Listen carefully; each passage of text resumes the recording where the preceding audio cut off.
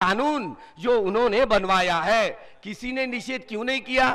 उसके बाद वो तो अभी प्राइम मिनिस्टर बन गए, एक के बाद एक, राजस्थान में या छत्तीसगढ़ में, मध्य प्रदेश में, उत्तरांचल में, झारखंड में और यहां कर्नाटक में और तमिलनाडु में, यह 8 राज्यों में यह धर्मांतर विरोधी कानून पारित हुआ।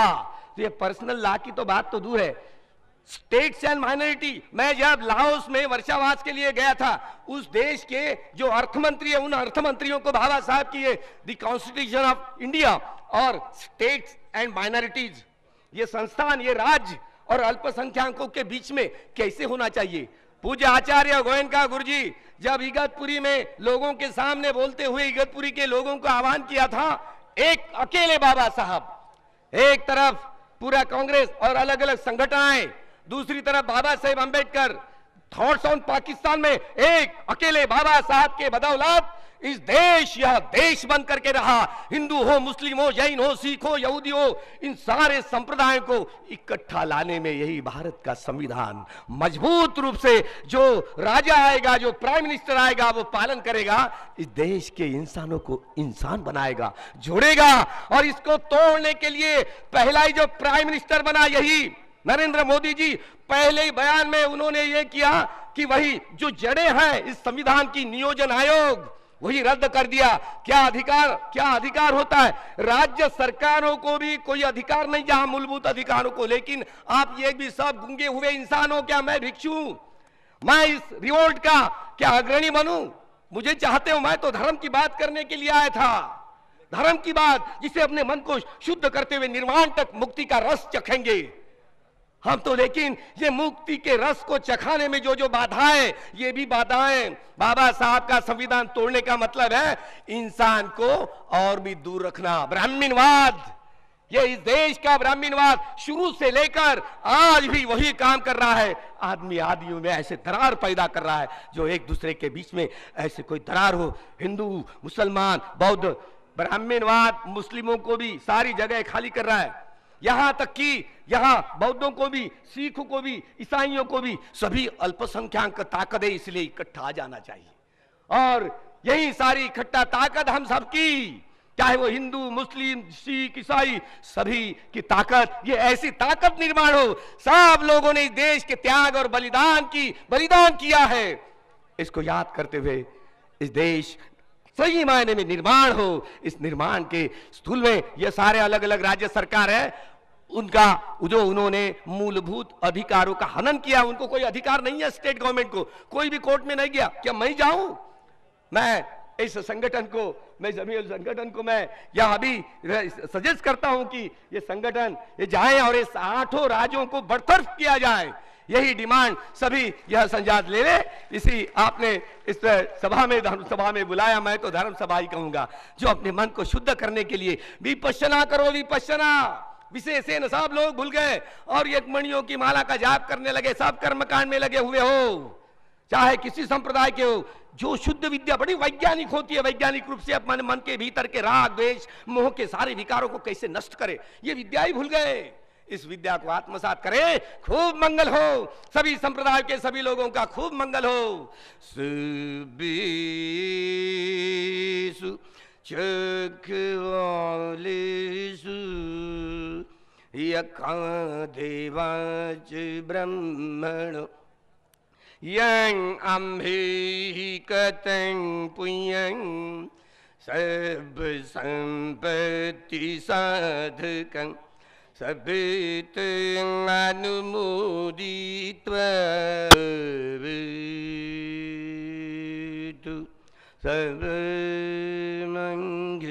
सर्वमंगलं भवेतु,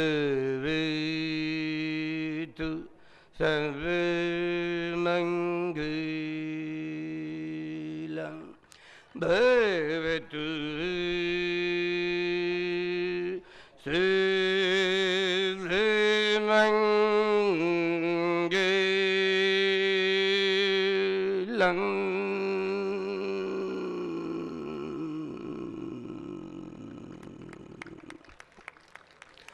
सुखी हुंतु, सुखी हुंतु, सुखी हुंतु। सबका मंगल हो, सबका कल्याण हो, सबकी स्वस्ति मुक्ति हो, स्वस्ति मुक्ति हो, स्वस्ति मुक्ति हो।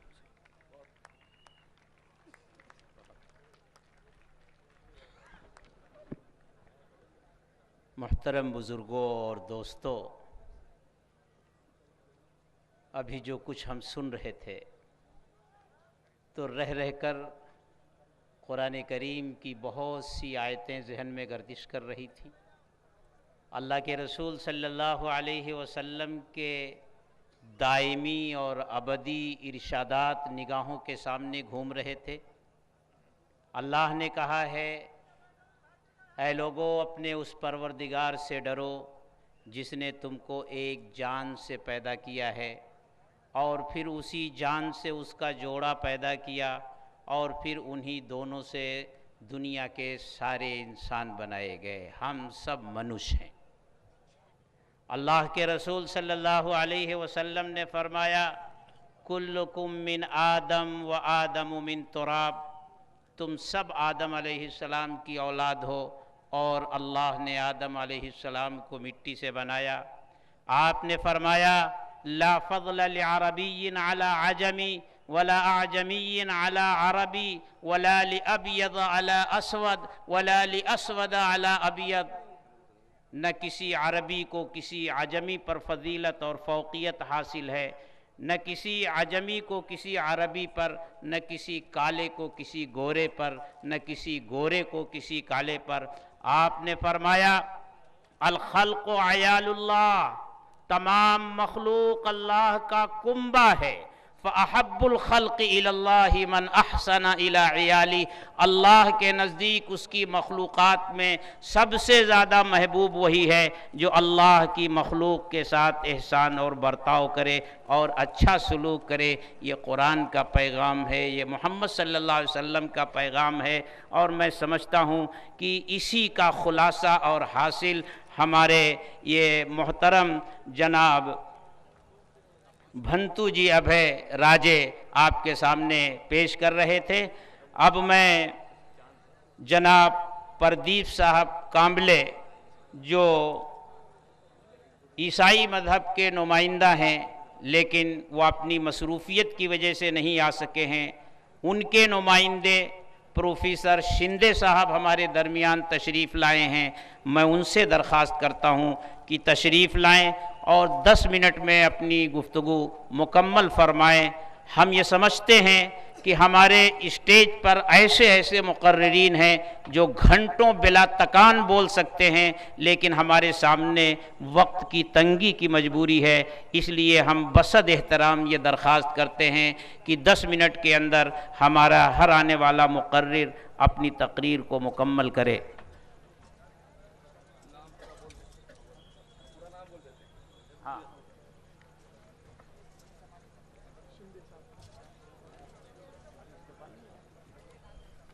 प्राध्यापक आशीष शिंदे साहेब, प्रदेश अध्यक्ष अल्फा ओमेगा ख्रिश्चन महासंघ यांचा सत्कार या ठिकाणी करण्यात येत आहे।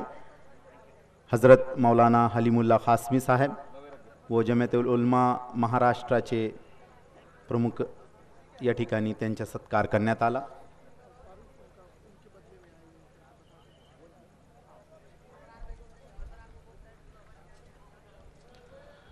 सर्व सन्माननीय विचारमंच, प्रमुख अतिथी, सर्व सन्माननीय सर्व समाजाचे धर्मगुरू आणि उपस्थित माझ्या सर्व बंधू आणि भगिनींनो, ख्रिश्चन समाजाच्या वतीने आपल्याशी काही मत व्यक्त करण्यासाठी या राष्ट्रीय एकात्मता परिषदेमध्ये मी उपस्थित आहे। खूप चांगली योजना आहे की सर्व धर्मियांनी एकत्र यावं आणि मानवता हाच धर्म प्रत्येकाने अंगीकारावा, ही शिकवण प्रत्येक धर्मामध्ये आहे। त्याचप्रमाणे ख्रिश्चन धर्मामध्ये प्रभू येशू ख्रिस्ताने ज्या गोष्टी सांगितलेल्या आहेत आणि जर पूर्ण बायबल आपण वाचलं, बायबलच्या खोलामध्ये आपण गेलो, तर त्या सर्व बायबलचा सार एवढाच आहे की त्यामध्ये फक्त प्रभू येशू ख्रिस्ताने आपल्या जीवनाद्वारे मानवतेची कशी सेवा केली जाईल, शांतीची कशी सेवा केली जाईल, रुग्णांची कशी सेवा केली जाईल आणि सर्व धर्मियांची कशी सेवा केली जाईल याचं शिक्षण देण्याचं काम बायबलमधून केलेलं आहे।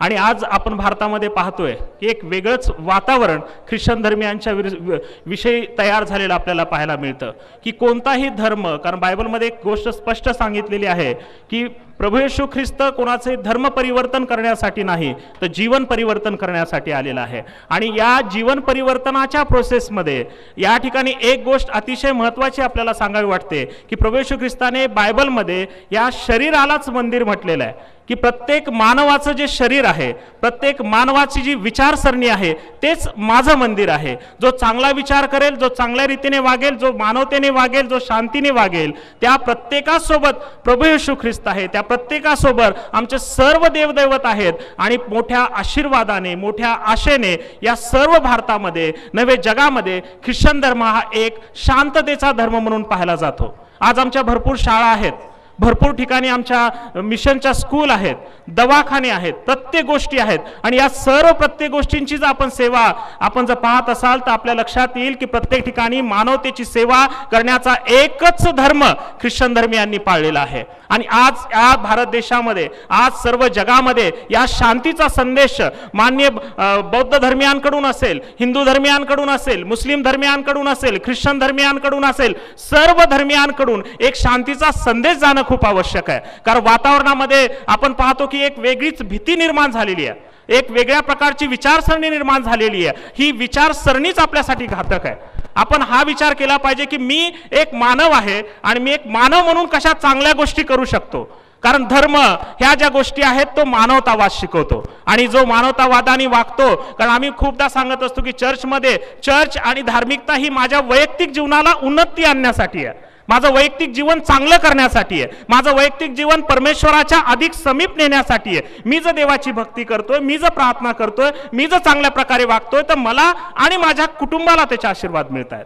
आणि हे जर मला आणि माझ्या कुटुंबाला आशीर्वाद हवे असतील तर आपलं वैयक्तिक जीवन हे चांगलं असावं, एवढंच बायबलमध्ये सांगितलेलं आहे. नव्हे, प्रत्येक धर्मग्रंथामध्ये ह्याच गोष्टी सांगितल्या की तुमचं वैयक्तिक जीवन चांगलं ठेवा, तुम्हाला सगळे आशीर्वाद मिळतील. तुमचं वैयक्तिक जीवन जर चांगलं असेल तर तुम्ही ह्या देशावर राज्य करू शकाल असं बायबल सांगतं. मग तो कोणत्याही धर्माचा असो, तो कोणत्याही जातीचा असो, जात आणि धर्म याच्याही पलीकडे मानवतावाद हा किती महत्वाचा आहे हे बायबलमधून स्पष्ट केलेलं आहे. आणि हे स्पष्ट करत असताना त्या ठिकाणी अनेक वेळा प्रभू येशू ख्रिस्ताने त्यांच्या वचनामध्ये सांगितलं की तुम्ही शेजाऱ्यांवर प्रीती करा, कोणाविषयी वाईट बोलू नका, कोणाचं काही चोरू नका, आईवडिलांची आज्ञा पाळा. बायबलमध्ये 10 आज्ञा दिलेल्या आहेत. आणि ह्या 10 आज्ञांचा ज्यावेळेस आपण अभ्यास करतो त्यावेळेस आपल्या लक्षात येतं की मी कुठे आहे.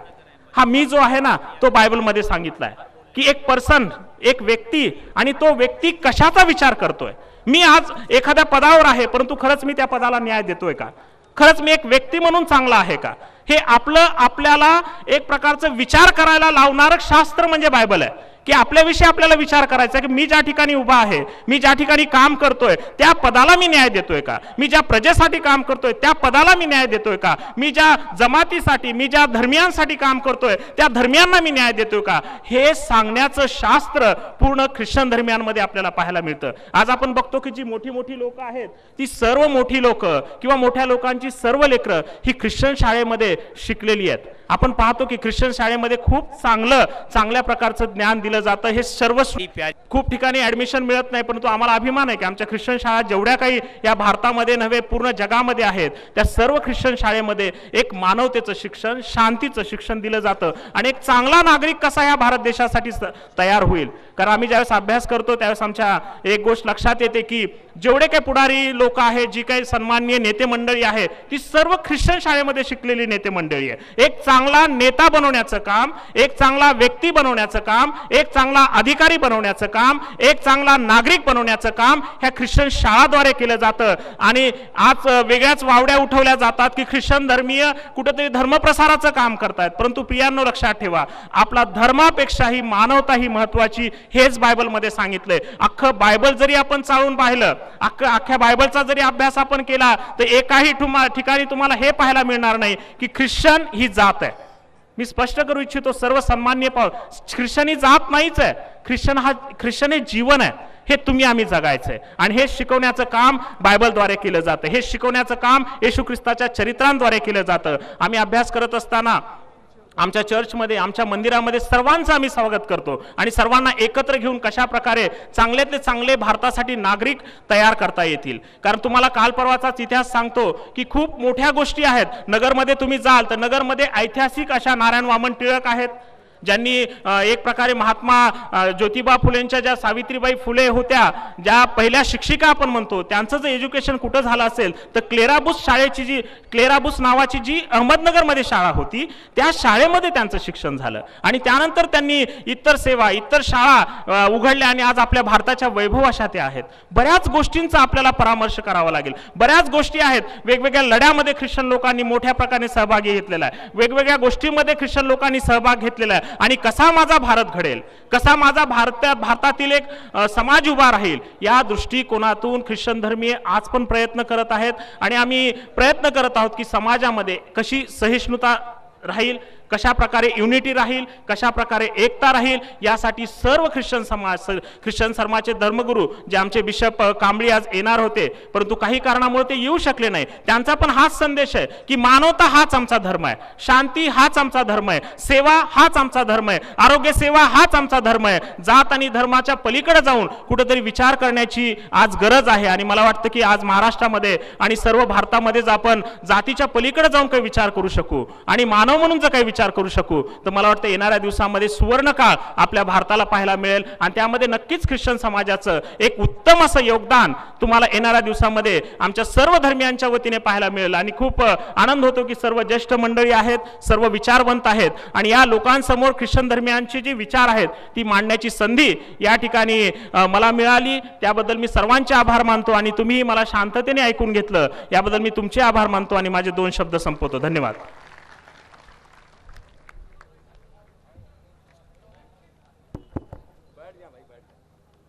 मोहतरम बुजुर्गों और दोस्तों, हमारा प्रोग्राम पूरी कामयाबी के साथ मंजिलें तय कर रहा है. अब मैं खानवादे मदनी के चश्मो चराग, मुल्क के उभरते हुए आलिम दीन हज़रत मौलाना सैयद अरशद मदनी दामत बरकातुहुम के बिरादरज़ादे हम सब के मोहतरम हज़रत मौलाना हसन मदनी साहब दामत बरकातुहुम से बसद एहतराम दरख्वास्त करता हूँ कि हज़रत तशरीफ़ लाएँ और अपने ख़यालात का इजहार मुख्तसर वक्त में फ़रमाएँ.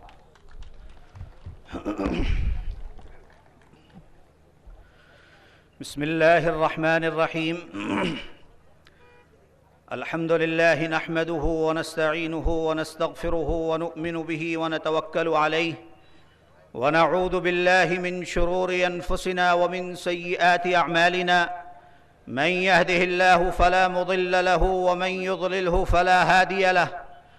व नशहदु अन ला इलाहा इल्लल्लाहु वहदहु ला शरीका लहु व नशहदु अन्न सय्यिदना व हबीबना वशफ़ीअना वसनदना व मौलाना मुहम्मदन अब्दुहु व रसूलुहु सल्लल्लाहु तआला अलैहि व अला आलिहि व अस्हाबिहि व बारक व सल्लम तस्लीमन कसीरन कसीरा. अम्मा बाद.